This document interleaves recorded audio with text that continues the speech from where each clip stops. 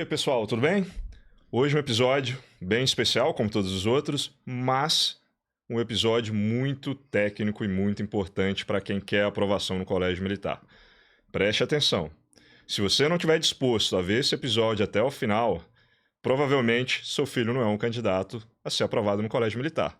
Hoje a gente vai falar de matemática, um assunto que assusta muita gente, mas extremamente importante para aprovação no Colégio Militar. E para isso eu trouxe aqui Vitor Rocha, nosso coordenador do Departamento de Matemática do Fora da Curva, para ajudar a gente nessa missão de revelar todos os segredos da prova de matemática do Colégio Militar. Tudo bem, gente? Como é que vocês estão? Joia? E aí, Vitor, a gente sabe, igual eu falei aqui no início, que a prova de matemática do Colégio Militar é uma prova extremamente difícil. É uma prova que exige muito do aluno, ela vai muito além ali daquele conhecimento básico do aluno de 10 anos de idade ou do aluno de 14, 15 anos de idade, quando está indo para o ensino médio. E a gente sabe que a matemática é o terror de muita gente por aí. Causa até arrepio em alguns quando eles escutam. O que você tem a dizer de forma geral sobre essa prova? É para ter medo mesmo? É para fugir? É para se preparar que dá certo? O que você tem para falar sobre isso? Bom, gente, tudo bem? A princípio, quando a gente usa o termo medo, eu já não gosto. Prova é para ser respeitada, jamais temida. O medo, ele nos congela, o medo, ele nos paralisa. Qualquer um que, quando criança, aí já passou uma noite com medo, seja devido a alguma chuva mais forte, um barulhinho diferente que escutou dentro de casa, um cachorro que te acuou, você sabe, medo trava. A gente sente isso, o medo, ele congela. Então, a prova não foi feita para alunos que têm medo. Prova não é feita para aluno que se intimida diante do desafio. Prova é para aluno arrojado. Prova é para aluno confiante. Prova é para aluno que estudou, porque esse sentimento, esse preparo, essa confiança, ela vem, obviamente, com a qualidade técnica que você desenvolveu no processo de estudo. E aí você se sente encorajado, e a matemática ela faz isso.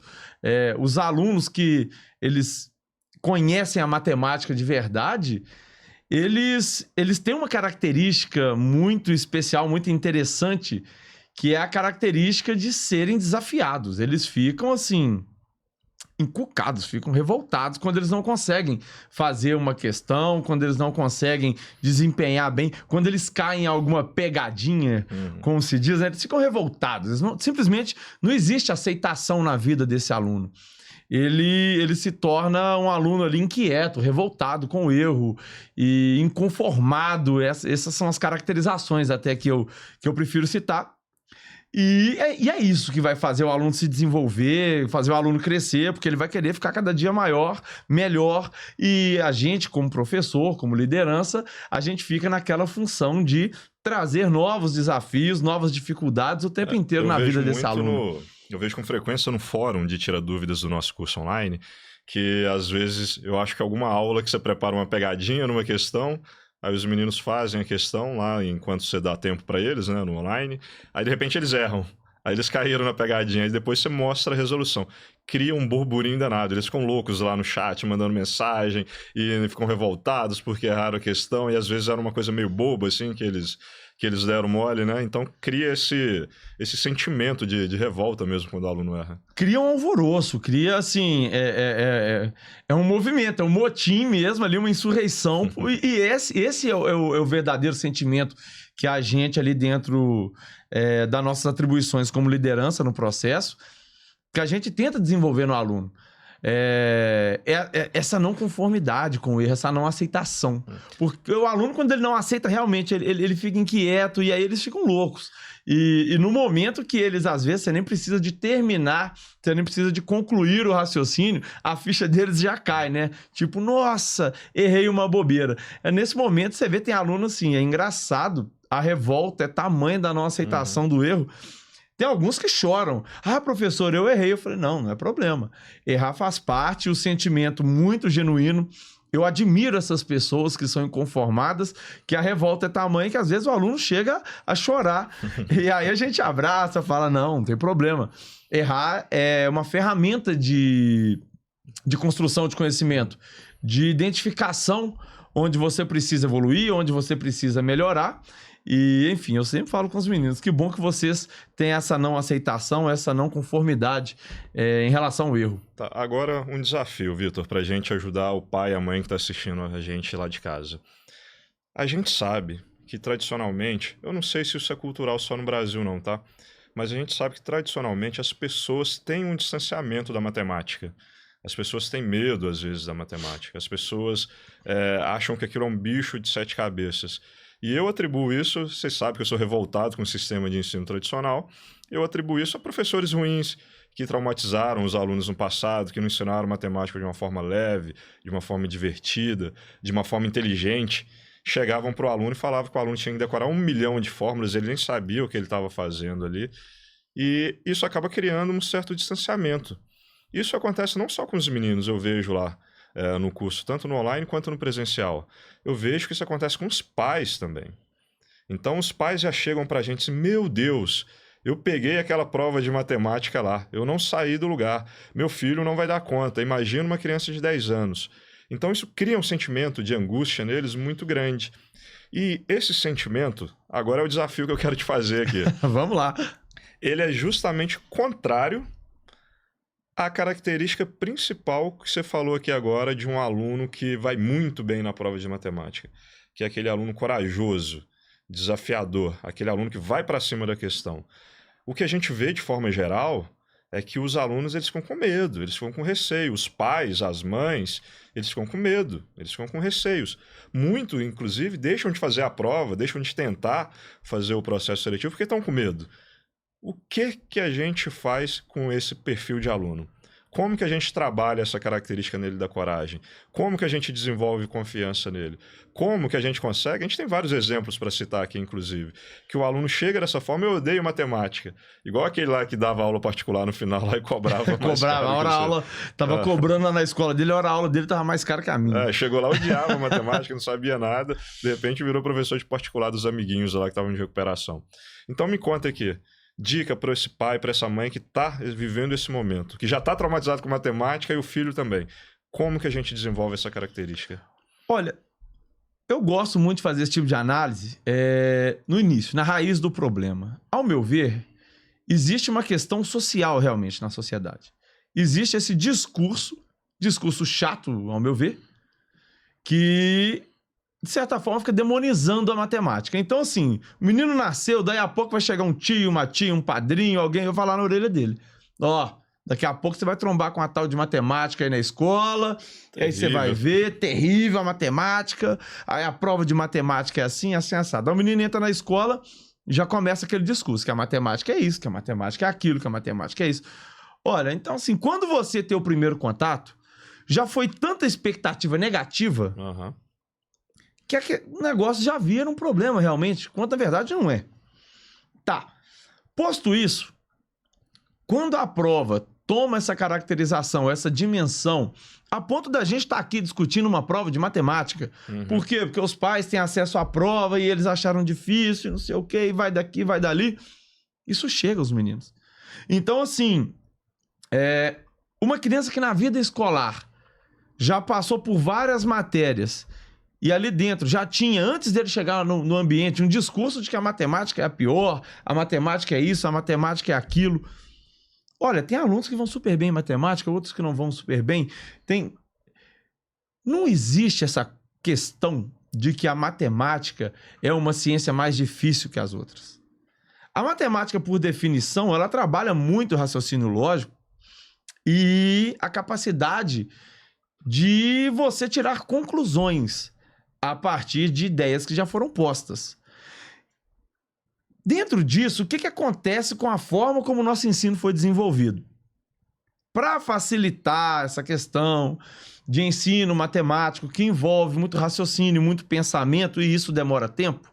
Se você pegar aí hoje na nossa educação, nas escolas, é aula de 50 minutos, 1h40, não dá tempo de você trabalhar um conteúdo realmente de uma forma a raciocinar, pensar, debater.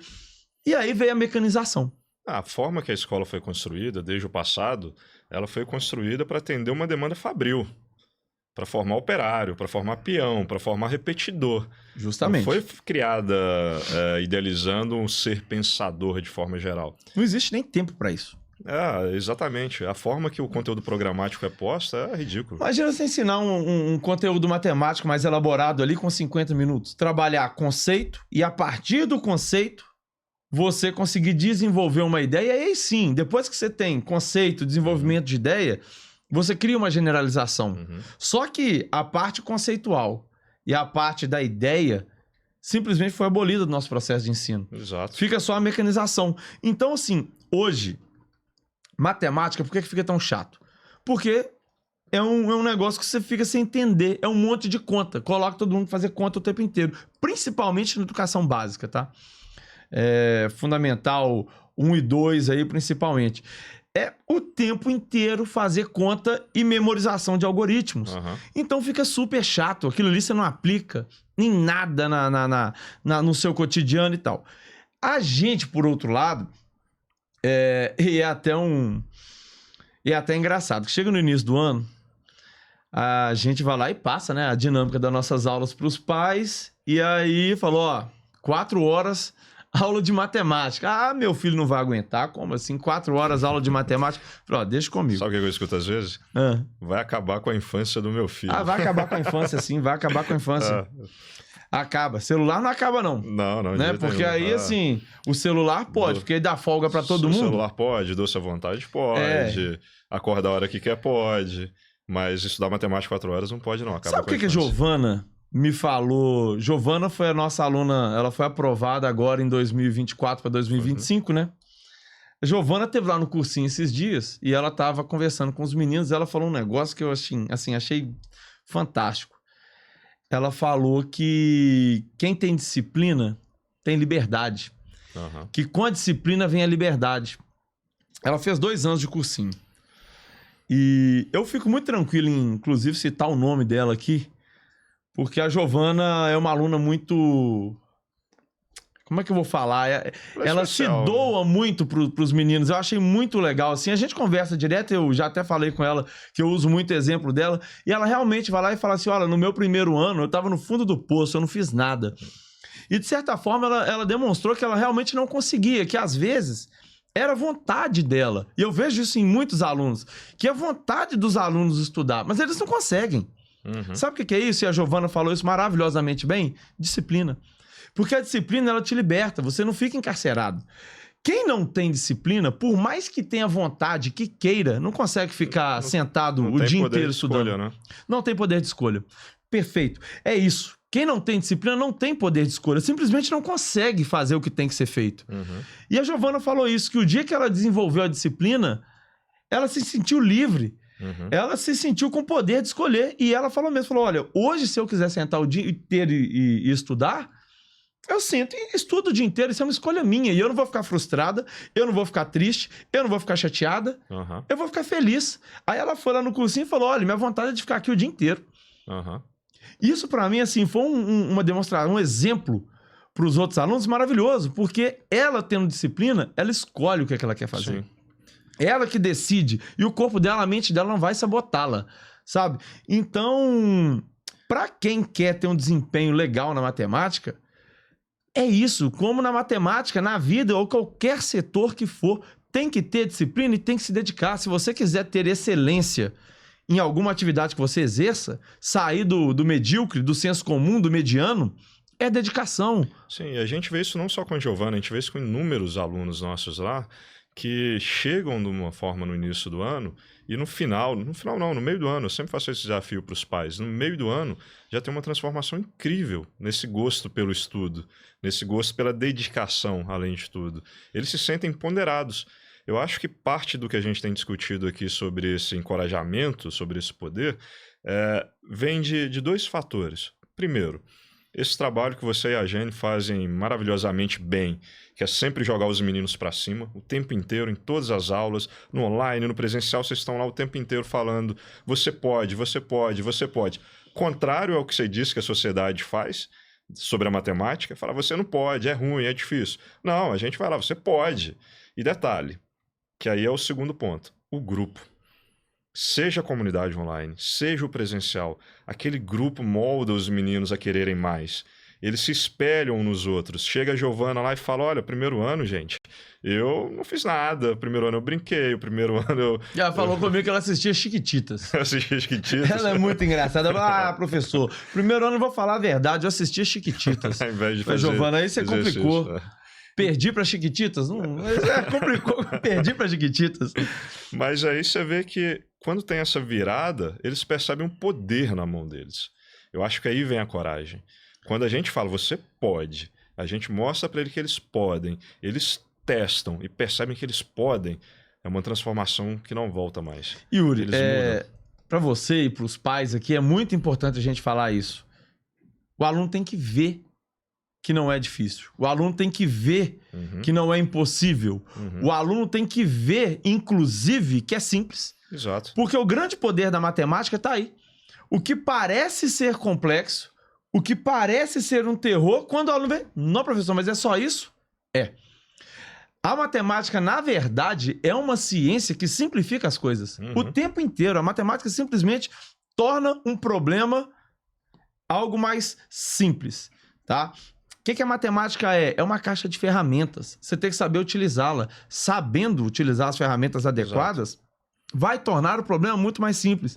E o que move isso maravilhosamente bem, o que empodera e encoraja esses meninos, para além de qualquer outra coisa, é que o conhecimento, ele é maravilhoso quando você consegue ter essa liberdade de se dedicar e sente realmente, sim, vai descendo. Porque o conhecimento, ele te diferencia completamente de outra pessoa. Ele empodera mais do que qualquer coisa, muito, né? muito, muito. Enquanto a gente está vendo hoje a televisão falando que empoderamento é usar um biquíni pequeniníssimo e ficar dançando na televisão, agora a gente sabe que o que empodera de verdade um ser humano é o conhecimento. É o conhecimento. Que ninguém rouba, inclusive. Não tem jeito, sabe? Assim, o conhecimento diferenciado, ninguém copia, ninguém faz. Não tem jeito. A criação, a capacidade de criar. E isso é algo que não tem fim. Isso não tem uma moda que alguém vai estabelecer e outros vão seguir. Não é nesse padrão. É poderoso aqui no Brasil, é poderoso na Europa, nos Estados Unidos, em qualquer lugar do mundo. Na humanidade, não tem jeito. Em qualquer tempo. E uma coisa importante também, Vitor, falando dessa questão da coragem, a gente faz esse trabalho lá dentro. Mas é importante também que os pais façam dentro de casa, né? Então, a Jane tem uma dica fantástica sobre leitura, que é o seguinte, às vezes não dá tempo, a vida está corrida, você não consegue acompanhar o mesmo livro que seu filho está lendo ali. Então, ela chega e dá uma olhadinha, ela fala que ela que fez isso com os filhos dela, né? Dava uma olhadinha assim, umas 3 páginas e chegava para os meninos. Olha, essa parte da história aqui é muito boa, né? O que você está achando? Então, ela dava aquela blefada, assim, sobre o tema, lia um resumo, alguma coisa do tipo. Eu acho que essa postura de estar lado a lado dos filhos, ela também reflete nessa coragem dos meninos para poder desbravarem a matemática. Então o pai chega, eu não sei matemática, pelo amor de Deus, que medo. Cara, não é essa a postura. Eu acho que você tem que chegar e pegar seu filho pela mão e falar, filho, é difícil, mas a gente vai passar por isso. Você se expor ao processo, ainda mais que a gente começa pela base, a gente não começa pela parte difícil. Você se expor ao processo é a única forma de você se desenvolver como pessoa. E na matemática não é diferente. Então, o pai e a mãe que assumem essa postura de coragem não vai acabar com a vida do seu filho, tá? Te desafio, vai lá no final do ano, no último dia de aula que antecede a prova, e você vai ver os meninos chorando. Chorando não é porque passou por algo muito difícil, não. Chorando porque não querem ir embora. Eles não querem sair do cursinho. Por quê? Eles começaram a ter um poder que antes eles não tinham. A gente tem que falar com eles para eles não brigarem com o professor na escola deles, porque eles começam a desafiar os professores, porque eles estão com conhecimento latente, eles estão empoderados com aquilo.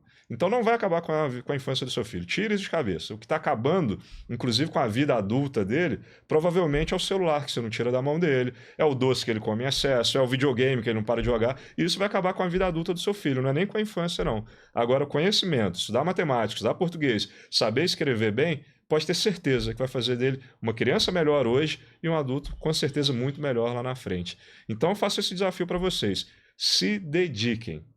Inclusive, quem está vendo esse podcast até agora, pode ter certeza que você está na frente de muitas outras pessoas. A gente começou a falar de matemática aqui, eu tenho certeza que a audiência aí já caiu uns 30%, né, Vitor? A gente vê que o pessoal desespera na hora da matemática. É assim, não adianta correr de um desafio que ele vai estar posto. Quem quiser ser aprovado nessa prova, vai ter que encarar o desafio. Correr é a pior solução. Exato. Quando você está correndo, você está perdendo tempo, gastando energia. essa questão de você ter coragem e enfrentar o desafio, isso é fundamental. E os pais, assim, muitas vezes são os mais desesperados. E como que é interessante, em algum momento, quando a matéria começa a se aprofundar mais, que os meninos que ensinam os pais. E assim, são relatos vários lá, que o pai fala assim, nossa, eu já não tô aguentando mais. Só que eles ainda estão lado a lado com os meninos. É legal que muitas vezes eles fazem até uma competição. Eu vou fazer aqui, você faz aí. E os pais, assim, perdem de lavada para os meninos. Não adianta. E isso empodera. Quando uma criança de 10 anos acerta uma questão que a mãe errou, que o pai errou, não tem nada melhor para eles. Cara, é uma energia muito grande. É muito legal. Quando eles chegam pra gente, que é professor, e falam assim, ó, professor, seu gabarito é errado. E corrige um gabarito, você agradece, fala, não, filho, obrigado, não sei o quê. Eles ficam. E isso, gente, realmente tem que existir essa vaidade, tem que existir esse empoderamento, porque é uma conquista para eles. Eles têm 10 anos. Então, assim, eles conseguirem resolver um problema, uma capacidade de organizar as informações matemáticas e desenvolver aquilo ali, que nem o pai e a mãe tiveram, isso é muito legal. Isso é muito bonito. Só que, na grande maioria das vezes, o negócio vira uma choradeira. Uma lamúria. E é engraçado como que o pessoal se apega a outros fatores. Porque realmente você encarar a dificuldade técnica, matemática, estudar e falar com o filho lá, não, você vai fazer. E lidar com aquela situação de menino que tá com preguiça, você tem que obrigar a fazer, e insistir, e não sei o quê. Aquilo é chato. Mas aí começam, por exemplo, a se apegar a coisas, os pormenores.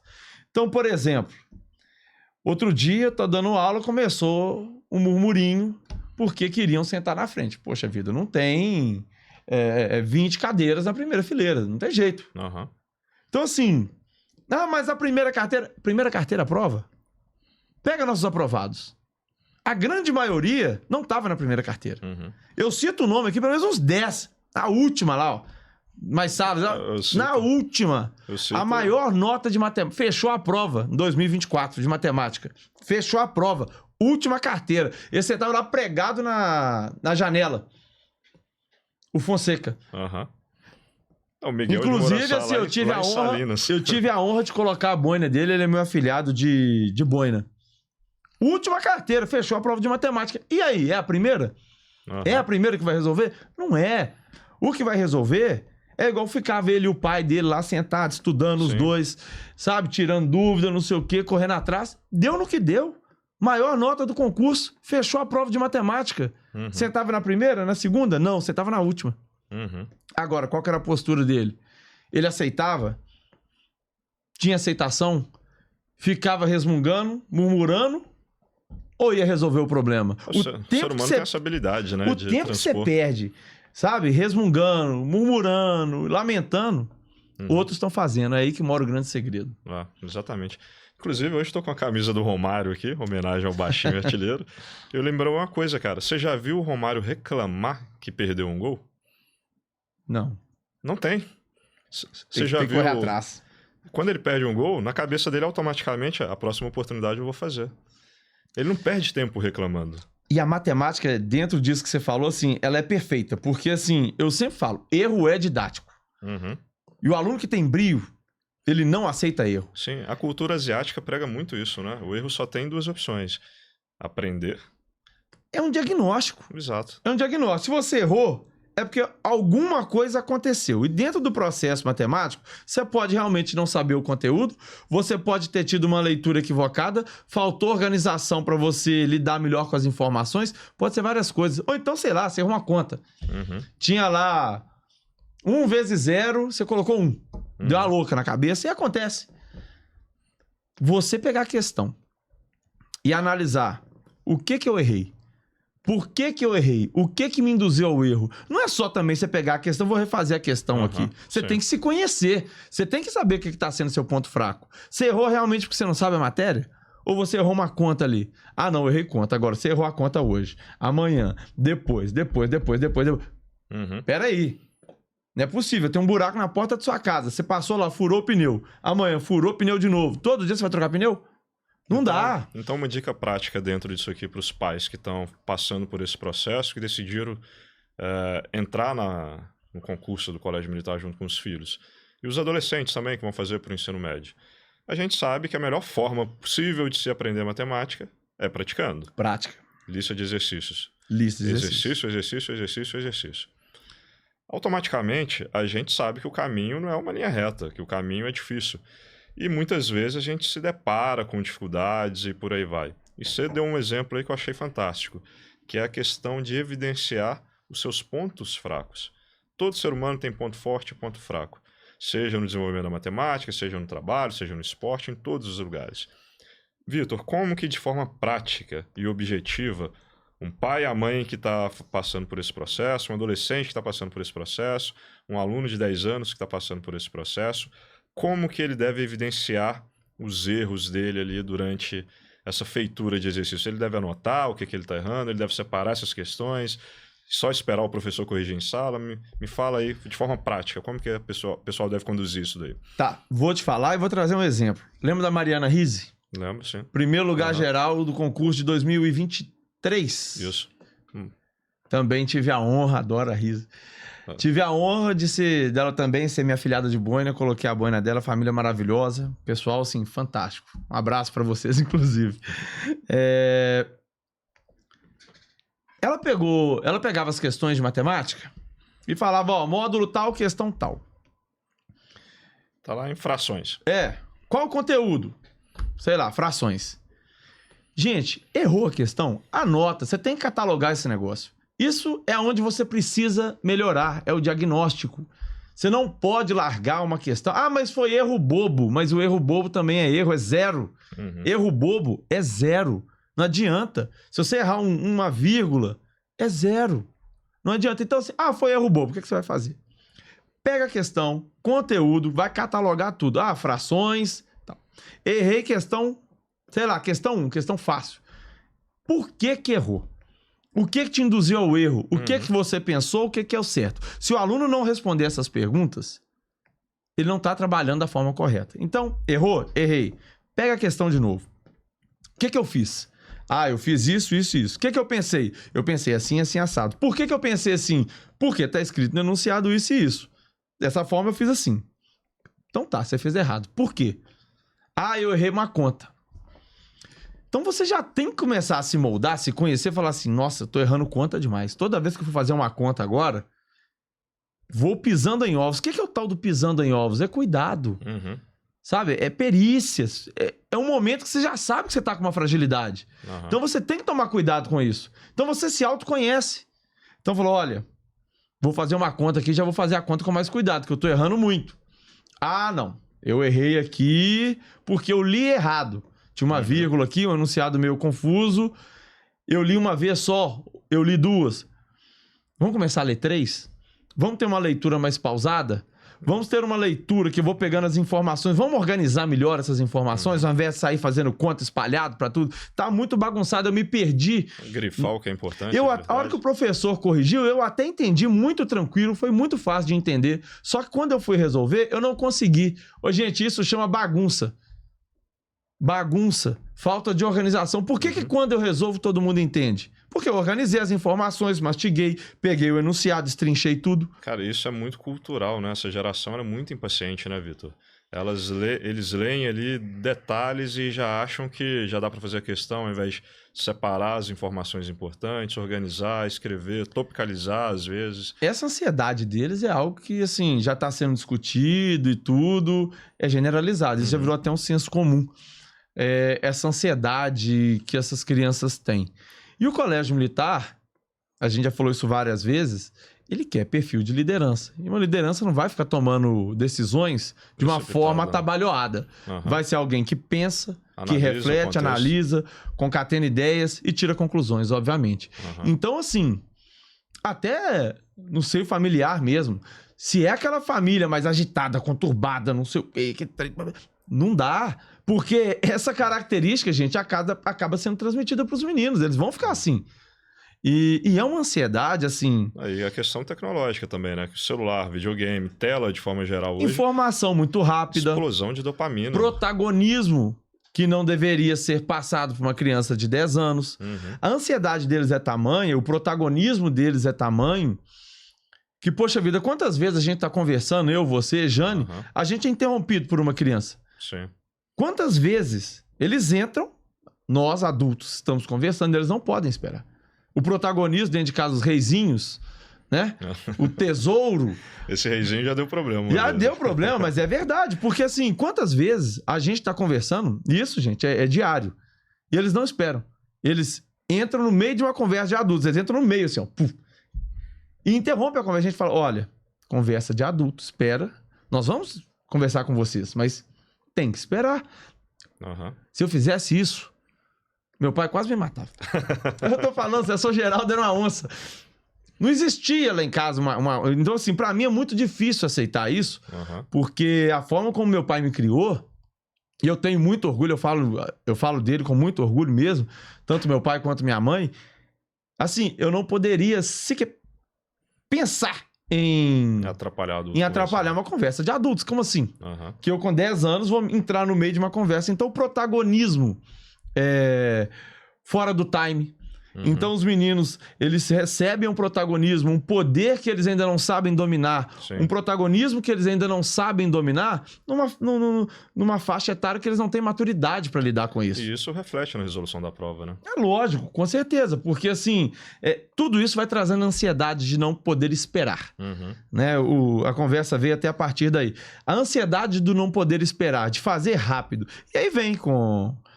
Você pega isso associado, outras coisas, rios, informação rápida, tela, você vai rolando aquele troço ali. É o vício em dopamina, né? Tudo é o vício construído para isso. Justamente. Então, torna-se uma pessoa, um indivíduo impaciente, ansioso, quer acabar rápido, não tem que ter maturidade.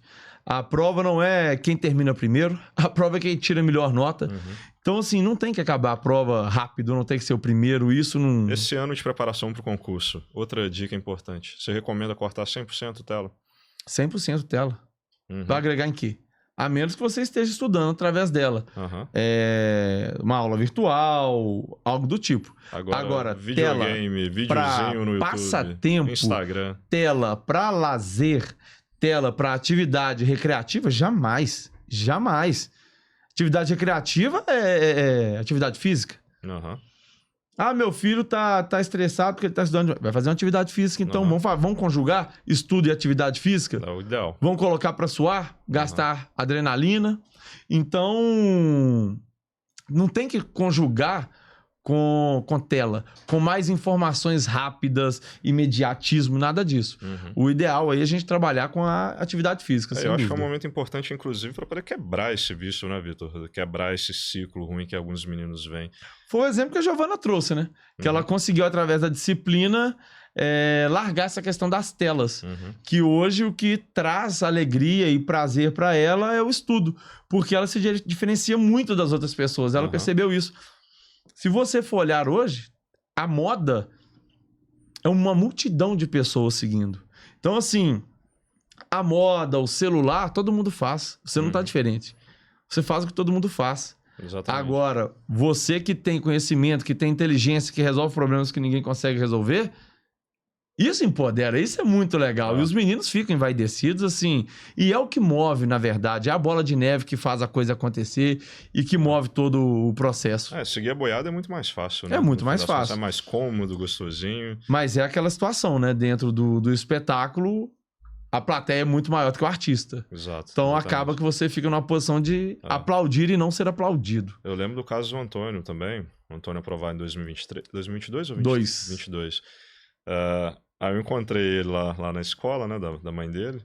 Aí tava conversando com ele sobre videogame. Aí ele falou, cara, fiquei 1 ano sem meu videogame, mandei guardar, estudei, agora eu jogo meu videogame. Só que, com certeza, ele não joga no mesmo ritmo que jogava antes. Não, perde a graça.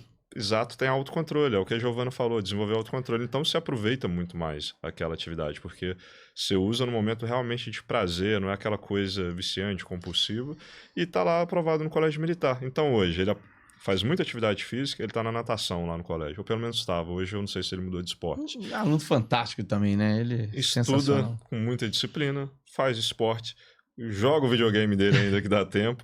Então é o melhor dos mundos. Hoje ele é o senhor da vida dele, ele controla as coisas de verdade, né? Ele não é mais um no meio da multidão, no meio da boiada. Tem que ter esse autocontrole, você tem que ter essa capacidade de decidir o que você vai fazer. Você não pode ser escravo das suas vontades. Não dá. E eles conseguem. É muito bonitinho como que uma criança de 10 anos consegue desenvolver isso. Eu costumo falar com eles que eles chegam realmente contaminados, às vezes, por essas questões da sociedade. E é o natural de acontecer. Infelizmente, a educação no nosso país ela não é pensada, ela não é algo racional. Será que não? Acho que ela é pensada com interesses escusos. Olha, o que eu vejo... Não, eu falo assim, dentro das famílias. O filho vive a vida do pai e da mãe. Não muda muita coisa. Pensa, mas assim... Não vai muito pra prática, correria do dia a dia, aquele trem vira confusão. E vai indo. E o tempo castiga, porque realmente ele não espera, ele não para, ele não quer saber se hoje você tá com problema, se você tá cansado, o tempo vai indo. Quando você vê, o problema tá bem maior do que poderia ser. Inclusive, Vitor, eu acho que para vocês pais se preparar para um concurso de colégio militar é a oportunidade perfeita para mudar a vida do seu filho para melhor. Se você não está satisfeito com a escola onde ele estuda, se você não está satisfeito com o desenvolvimento acadêmico dele, com o comportamento, inclusive, e você quer que ele tenha tudo isso que a gente está falando aqui, é o momento perfeito. Encare esse desafio para o seu filho. Não pensando só na aprovação no colégio, mas todas essas mudanças que vão vir para a vida dele e para a vida da família. A gente sabe que mudar é difícil, né, Vitor? Mudar é difícil, não é fácil para ninguém, não. É difícil. Então, quando a gente mas é necessário. Totalmente. Para quem quer sair da plateia e ir para o palco. Tem jeito não. Mas sem desafio isso nunca vai acontecer. Impossível. E não adianta vir com esses esforços senso comum que você acaba se justificando o tempo inteiro. Eu vejo muito isso. Pessoal que justifica demais. Mas hoje eu tô cansado. Não, mas é porque hoje... Tô agitado demais. Hoje meu filho, coitado, ele tá muito agitado. Não, mas ontem ele tava cansado, hoje ele tá agitado? Não, mas ele não conseguiu sentar na primeira carteira, não. Não, mas hoje essa carteira aqui, não sei o que, vai pra outra. Vai ver os aprovados. Eu já cansei de falar isso. Aluno aprovado é aluno casca grossa. Não dá desculpa, faz. Mas não sei o que tá... Ele não reclama, ele faz o que tem que fazer. Na condição que dá e não espera ninguém também não. Fala, professor, não deu tempo. Eu falei, olha... Não sou eu que vou fazer a prova, eu espero, todo mundo espera. O concorrente que complica a sua vida. E um desafio como esse, que é se preparar para o colégio militar, é o momento perfeito de desenvolver essas características. Sim, porque você vive num meio onde a Exato. maioria das pessoas praticam isso. Então você acaba virando produto de um meio, só que é um meio bom. Exatamente. Quantos alunos a gente não vê no início do curso que não tem esse perfil e lá no final eles surpreendem não, porque a gente já está acostumado, né? Surpreendem os pais muitas vezes. E chega aquele ponto, inclusive, quantas vezes a gente não viu o aluno chegar para o pai e para a mãe e falar: eu não vou na festinha do meu amiguinho sábado à noite porque eu vou estudar. Eu não vou fazer tal coisa porque eu vou estudar. Já negaram até viagem. Viagem, exatamente. Não vou viajar porque eu tenho que fazer isso e aquilo. E no fim das contas, o resultado vem. É o que eu falo. Liberdade, você escolheu o que você quer fazer. Exatamente. Você não fica refém de suas vontades. Exatamente. É um perfil de ser humano diferenciado. Completamente. Esse é o perfil de ser humano que está no palco, realmente. Seja em qualquer setor da sociedade. E é o que o colégio militar adora, né? É a liderança que eles procuram, né? É o perfil que a gente busca desenvolver, é os valores que a gente busca passar para os meninos diariamente. Com firmeza, mas também com muito carinho, com muito amor por todos eles. Mas o que é certo, o que é errado, e ponto final. E, Vitor, aproveitando esse gancho da matemática também, a gente está vivendo uma era de inteligência artificial, uma era de tecnologias, de ferramentas assim, fantásticas que fazem coisas que ninguém imaginava há anos atrás. E a gente vê isso na sociedade, muita gente com medo. Né, da tecnologia, dos avanços desse mundo novo. Eu vou perder meu emprego para a inteligência artificial vai roubar as vagas de trabalho, etc. e tal. Eu tenho uma opinião muito firme sobre isso. Vai roubar? Vai. De quem é incompetente. De quem não tem dessas características, essas atribuições que a gente falou aqui, que se desenvolve, inclusive, através do estudo da matemática. Como que você enxerga a inserção desse aluno, esse aluno da matemática, que desenvolveu a matemática, que desenvolveu esse perfil corajoso, que desenvolveu esse perfil autônomo, esse perfil de organização das informações para chegar na conclusão, no mundo daqui 20, 30 anos para frente, daqui 10 anos para frente, com um avanço tecnológico muito grande. Como que esse aluno vai se inserir lá dentro? Olha, é o aluno perfeito para gerir uma inteligência artificial. Primeiro que é um aluno com perfil de desenvolvimento de conhecimento. É um aluno que o novo torna-se um desafio. Então, para ele, a inteligência artificial é um desafio, é algo novo. E é um aluno que trabalha com organização de ideias e com associações. Uhum. Inevitavelmente, a matemática é isso. É associações de ideias e conclusões. Ele simplesmente vai utilizar essa inteligência artificial para agilizar os processos. É uma ferramenta de busca maravilhosa. Não tem, assim, vai substituir. Vai. Como a tecnologia, toda vez que ela avança, substitui. Uhum. Mas a questão é como utilizá-la.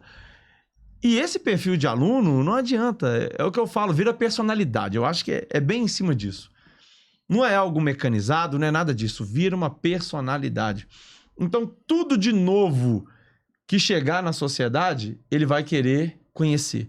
Uhum. Ele vai querer estar por dentro. Tudo que é conhecimento, tudo que é saber, de novo que chega, ele vai se sentir desafiado, ele vai correr atrás. Vai criar conhecimento novo. Ele vai criar. É o desenvolvimento o tempo inteiro. O conhecimento nunca vai ter uma linha final. Uhum. Nunca vai ter um termo, nunca vai ter uma chegada. Então, cada vez que você chega, é como se fosse uma escalada mesmo.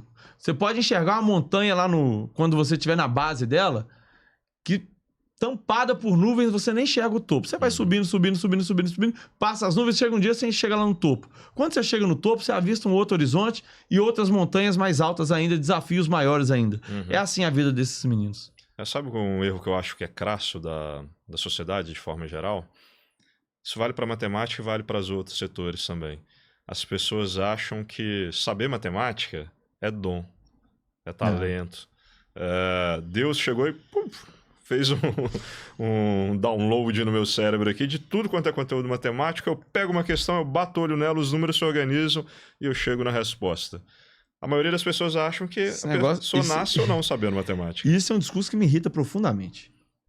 Porque é um discurso... Ninguém viu tanto que você estudou. Que você tira completamente os méritos de quem é dedicado, de quem se esforça, de quem estuda de verdade. Uhum. É muito cômodo você, na sua posição de, não, eu não nasci com o dom, Deus não foi bom comigo, né? O outro tem o dom, eu não tenho. Fulano é inteligente, vai lá, faz o que ele faz. Exato. Vai lá e faz o que ele faz. Você tirar os méritos da pessoa como se ela fosse inteligente, tivesse um dom, estuda o tanto que ele estuda, dedica o tanto que ele dedicou. Exatamente. Aí você vai ver que funciona para todo mundo. Então é muito cômodo você taxar o fulano de tal como inteligente para justificar a sua falta de empenho, de dedicação, de organização, de coragem, vários fatores que a gente já falou aqui. E simplesmente falar que o sucesso do outro é porque ele tem um dom nato, não sei o quê. Como se fosse sorte, né? Não é de jeito nenhum. A gente que acompanha, a gente sabe perfeitamente. É como se Deus fosse injusto. Ele escolheu os preferidinhos dele ali e esses vão, os outros não vão. Não é bem assim. A gente sabe que na prática é completamente diferente. A matemática está muito atrelada a esforço, né, Vitor? Eu acho que é uma metáfora muito boa para a vida de forma geral. Completamente. Deus criou um indivíduo, ser humano, que aprende através da prática. Qualquer coisa. Atividade física, mental, qualquer uma. Hoje, com tecnologia, existe Ctrl-C, Ctrl-V, copia e cola. Máquinas. Máquina, impressora, aí sim. Você imprime a informação, você copia e cola. Ser humano não é assim, não. Ser humano tem que praticar. Ninguém aprende sem prática. Sabe a primeira coisa que eu acho que falta para quem não avança na matemática? Fé. Porque é muito difícil você dar o primeiro passo sem enxergar o destino. E quando você está numa situação que você não é muito bom em matemática, você não é muito bom em alguma coisa... mas você precisa ficar bom naquilo, a única forma de ficar bom é dando o primeiro passo. A única forma de ser aprovado no concurso do Colégio Militar é dando o primeiro passo. Só que falta o quê para as pessoas? Fé. Falta acreditar. E sabe que às vezes o problema vem antes de tentar? Tem gente que enxerga um desafio, desanima. Exato. Nem tenta, fala, nossa, difícil demais, não sei o quê.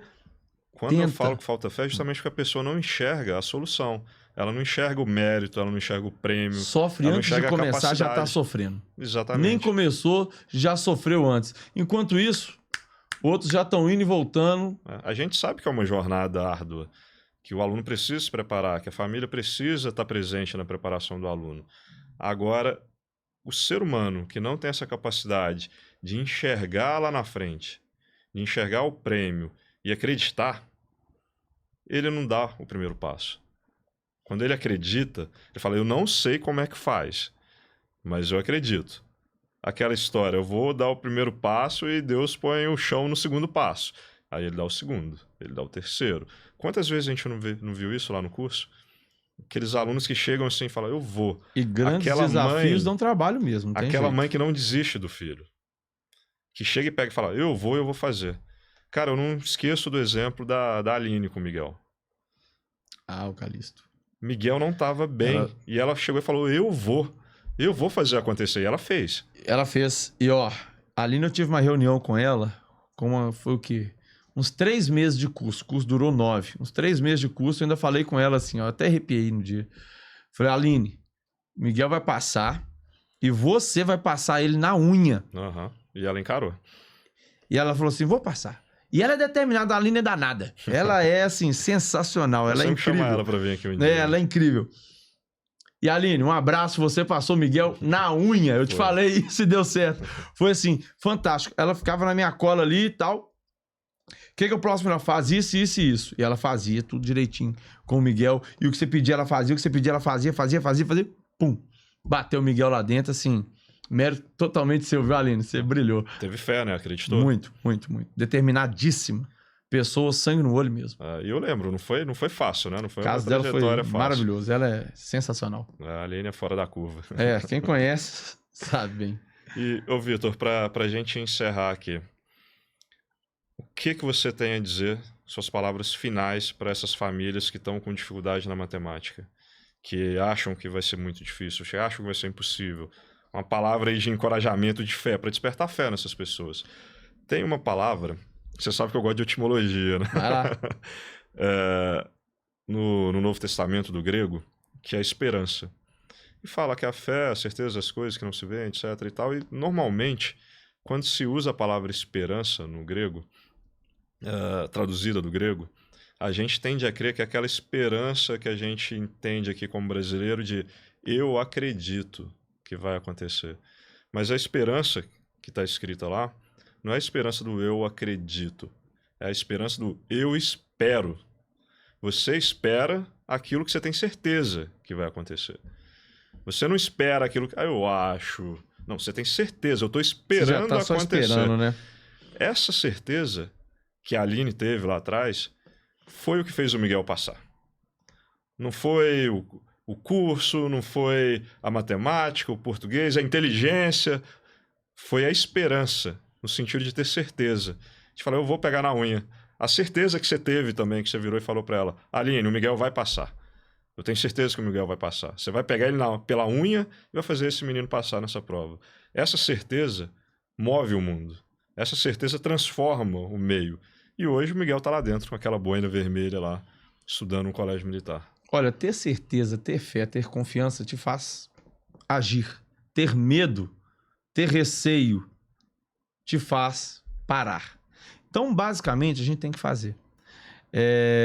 Você que está aí no processo, você que está querendo começar o processo, venha, vá.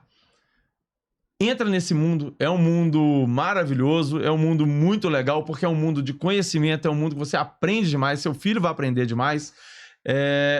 Só não se intimide. Tô com dificuldade em matemática? É fácil, não é difícil. Passando rápido pelo digital, números naturais, número par, ímpar, classe, ordem, antecessor, sucessor, as 4 operações básicas, múltiplos divisores, máximo divisor comum, MMC, MDC e tal, frações decimais, porcentagem, geometria, média, probabilidade, isso aí resume o que é o edital do Colégio Militar. É fácil, 3 meses vocês veem a matéria. É muito rápido. O resto é experiência. É você entender como que é a prova. É você adquirir características de organização, de disciplina, de estudo, que só vão agregar na sua vida, que só vão te tornar uma pessoa mais organizada, mais disciplinada e vai refletir na prova. E a hora que você entender como que é o tipo das questões, é diferente de escola, completamente diferente. Mas do mesmo jeito que você aprendeu a fazer na escola, você aprende a fazer aqui para a prova do Colégio Militar. É um tipo de questão diferente. Envolve prática para você internalizar e já entender o sotaque da prova. Então, corre atrás, veja as matérias, estude com quem vai fazer um direcionamento correto, tá? Seja na metodologia online, tem aluno que passa no online, tem aluno que passa no presencial, tem aluno que passa de qualquer jeito, você consegue passar também. Dedique-se, né? Eu sempre falo, as oportunidades que Deus coloca no mundo para os seus filhos é para todo mundo. Não deixa a crença limitante habitar na sua vida, não. Tá? Não tem limites. Tudo que tem no mundo é para todos. Óbvio, alguns objetivos vão dar mais trabalho que outros. E a gente tem que ter essa força, enquanto Deus te der aí o dom da vida, de acordar mais um dia com saúde, corra atrás dos seus objetivos, se esforce, seja melhor hoje que você foi amanhã e siga essa progressão aí. Tenho certeza que vai dar tudo certo. Beleza? Bons estudos para todos. E um abraço. Muito bom. Obrigado, pessoal. Até a próxima. Espero que vocês tenham anotado todas as dicas aí, que vai ser só sucesso na prova de matemática. Um abraço, gente. Até mais. Valeu, tchau, tchau.